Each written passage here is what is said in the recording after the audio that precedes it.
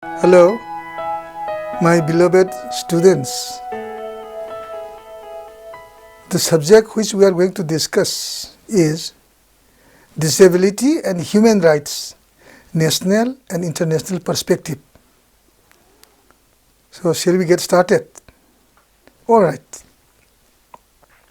When people talk about human rights, they often ignore the person with disabilities. And it is only in the recent past that people began to understand the obligation for protection of the rights of persons with disabilities. As, after all, violation of the rights of the persons with disabilities are also violation of human rights. Disabilities, whether of physical or mental, may arise from birth or due to some act or omission that may take place in the human life which renders someone a disabled or handicapped person.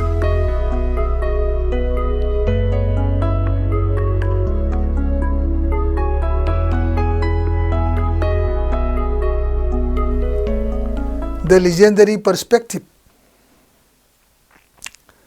The depiction of human life in the epic and Mahakavya has numerous examples of disabled persons whose existence is a sheer disgust, and they are made to exist being anguished due to inferiority complex, which is caused by the people who look them down and made to exist a wretched and pathetic life. A reference to the story of Lord Krishna is glaring. Kubja is a woman, ugly and hunchbacked, who lived in Mathura during the regime of King Kamsa, the wicked. She served the king with her heart and soul as a poor servant. She has been the laughingstock of anyone and everyone, and been the target of stones hurled by naughty guys, and also give unbearable remarks of her ugly appearance, a hunchback in tatters with savage look. There was none to feel pity for her, being a woman disabled with cerebral palsy and locomotor disability from her birth. She served the king and led a lone, spinsterish life with the trust and hope that when someone is alone and forlorn, the Almighty is there to protect. At this juncture, Lord Krishna and his elder brother Baldev arrived at Mathura palace on the invitation of the King Kamsa, where Kubja had confronted with Lord Krishna, who passed a remark to her, "Oh, the Queen of Beauty." The remark has touched the heart of Kubja. She felt humiliated extremely and reacted seriously, as it is a remark not from a layman but from a person who is said to be the Lord. The Lord again addressed her in a smiling face. Beauty is not only to the exoteric appearance, but it refers to the esoteric qualities of which Kubja is undoubtedly pure in her heart, and as such she is an example of beauty in true sense. The epic Mahabharata has innumerable examples of the existence of persons with disabilities, either from the birth or made to be disabled by the act of persons. The king of Hastinapur in Mahabharata is Dhritarashtra, who is a visually impaired person from his birth. His queen wife Gandhari, who is not a visually impaired person, but nevertheless has opted for existence as a blind woman by tying one eye veil on her both the eyes. They ruled the realm of Bharat as king and queen, even though a blind couple.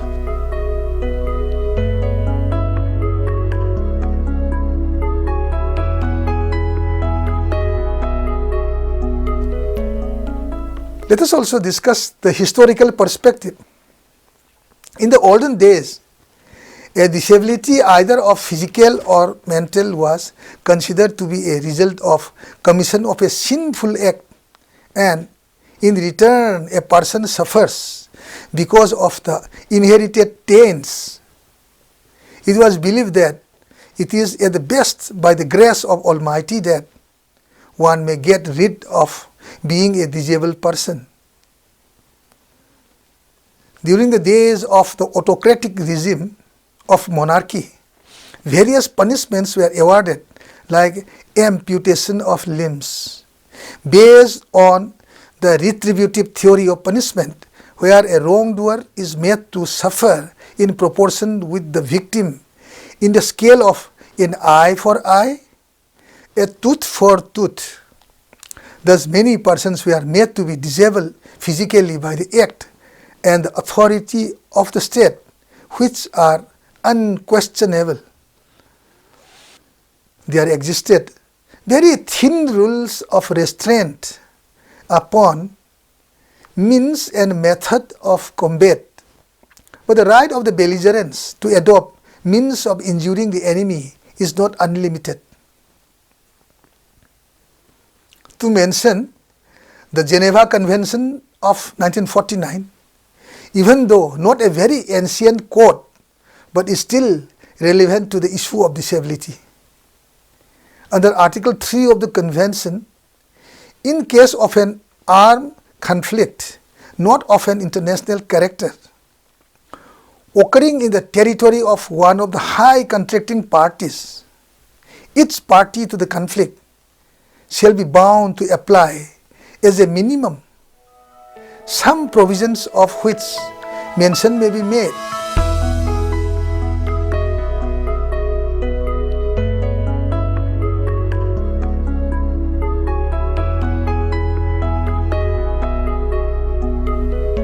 So now let us refer to the person with disabilities and the United Nations. The United Nations was founded on the principle of equality for all. The United Nations Charter, which was signed in San Francisco on the 26th June 1945 and came to be in force from the 24th October 1945, affirms the essentiality of universal respect for and observance of human rights and fundamental freedom for all without distinction. The international community has gradually started understanding the necessity to recognize and protect the right of the disabled people by suitable human rights instruments.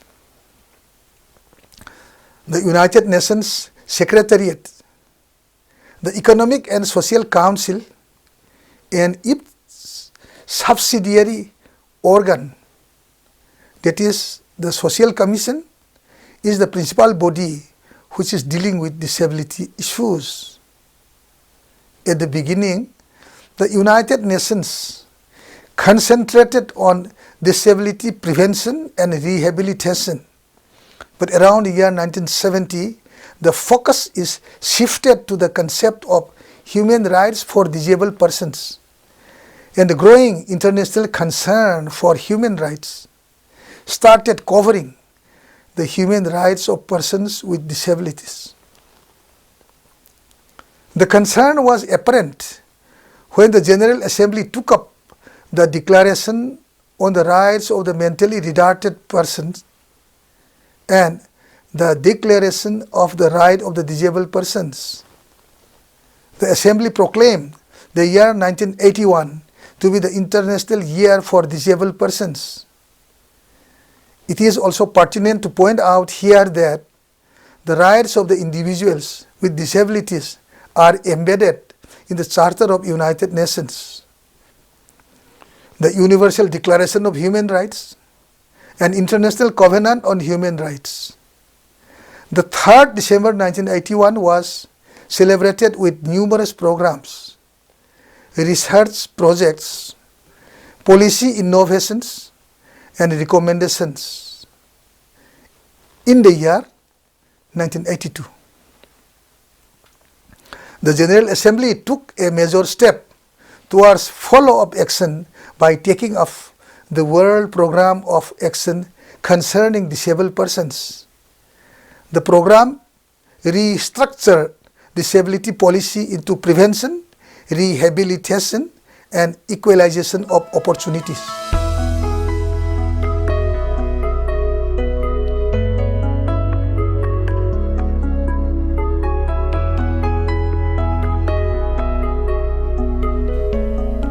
As far as the national perspective on the issue of disabilities is concerned, the issue of human rights of the people with disabilities has been ignored for decades, and a mention may be made of the Mental Health Act 1987 being a law made by the Indian Parliament which covers disability issue regarding the mental aspects. But for the first time, the Parliament of India passed the comprehensive legislation for the persons with disabilities entitled "The Persons with Disabilities, Equal Opportunities, Protection of the Rights and the Full Participation Act 1995. The Act has legally endorsed the rights of access of the disabled people to education, vocational training, employment opportunities, travel and public transport and mobility schemes, barrier-free environment and integrated living, information and communication strategies, independence and dignity. The Act was passed in December 1995. It became enforceable on the 7th February 1996. The Act accommodates the disabled people at par with other citizens of India with respect to education, vocational training and employment. In order to give effect to the provisions of the Act, the central government has made the rule known as the Persons with Disabilities, Equal Opportunities, Protection of the Rights and the Full Participation Rules 1996. There have been number of programs, schemes and services for the disabled people in India, but there was no separate law to protect the rights of the disabled people. The Act has given a clear meaning of disability, and further the Act has also given statutory recognition to the policy of 3% reservation in all the group C and D posts, and has extended the reservation to group A and B posts also. The Act further declares that the state shall progressively ensure that every child with disability has access to free education until the age of 18 years.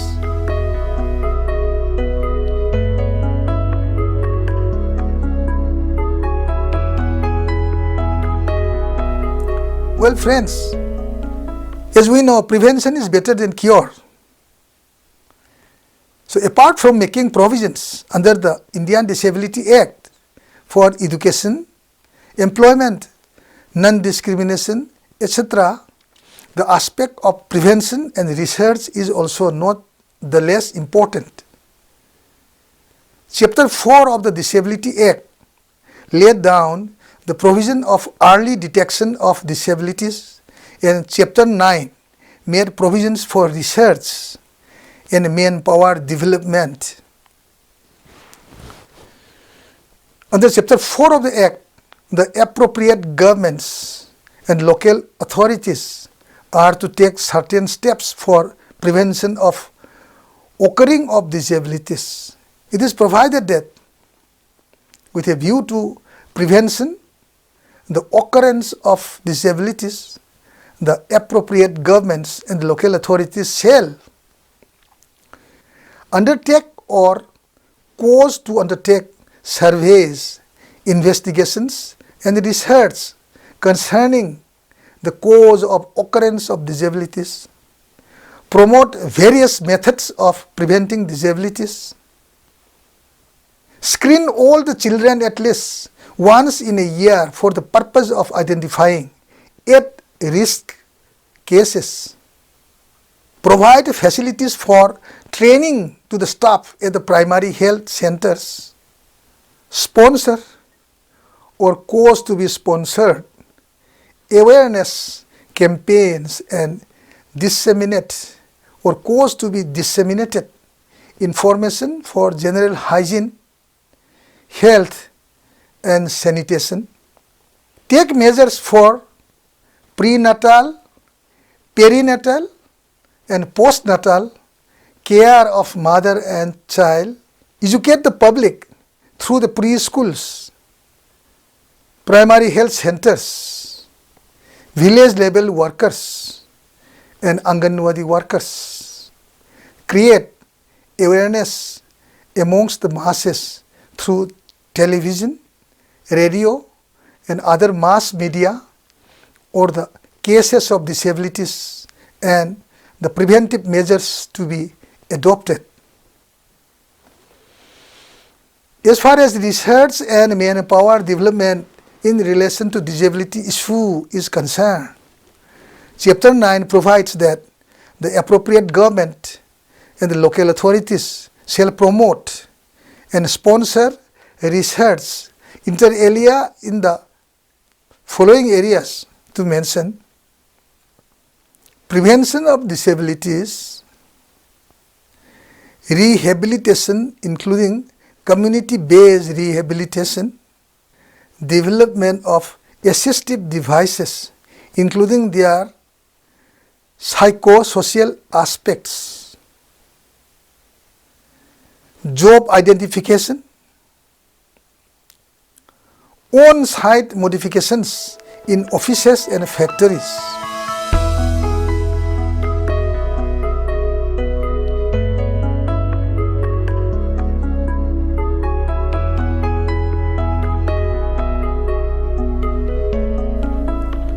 One thing we must discuss: there is no guideline for compliance with the provisions of this Act, and we must focus on that point also. In India, the authorities concerned and the appropriate government, including local bodies, are yet to take measures to ensure the implementation of the provisions of accessibility for disabled persons. In spite of all the willingness, the provisions of the law made the authorities to establish an excuse.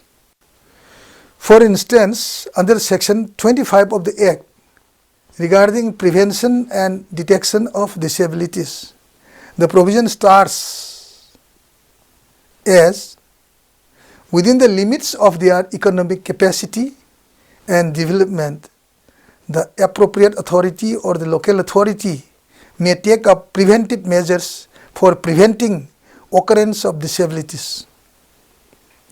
Section 44 of the Act also states that establishments in the transport sector shall be within the limits of their economic capacity and development for the benefit of the persons with disabilities. Take special measures such as adopt rail compartments, buses, vessels and aircraft in such a way as to permit easy access to such persons. Adopt toilets in the rail compartments, vessels, aircrafts and waiting rooms in such a way as to permit wheelchair users to use them conveniently.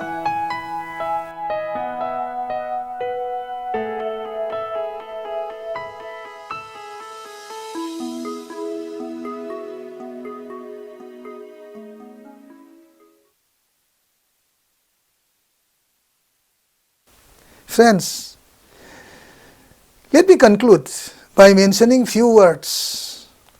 While on one hand, the issue of the human rights of the people with disabilities has been ignored for decades by the international agencies vested with the protection of human rights, and also ignored by the municipal legislations. On the other, the world of the disabled is changing. The aspirations of the people are also changing. Moreover, the advancement of science and technology, particularly in the medical science, is also an area where treatments given to disabled people are seen to be a reality to transform into a normal person. It is to be noted that the disabled are not people with non-abilities. They are people with different abilities. They are not to be treated as special category called the handicapped. The concept of human right would create a barrier-free environment for persons with disabilities. Further, provisions would be required to be made to incorporate guidelines and actions that should be taken up by the authorities under the Act in order to implement the Act in letter and spirit. Let the Indian disability law come up at par with the provisions of the international law on the disability. Have a good day. Thank you very much.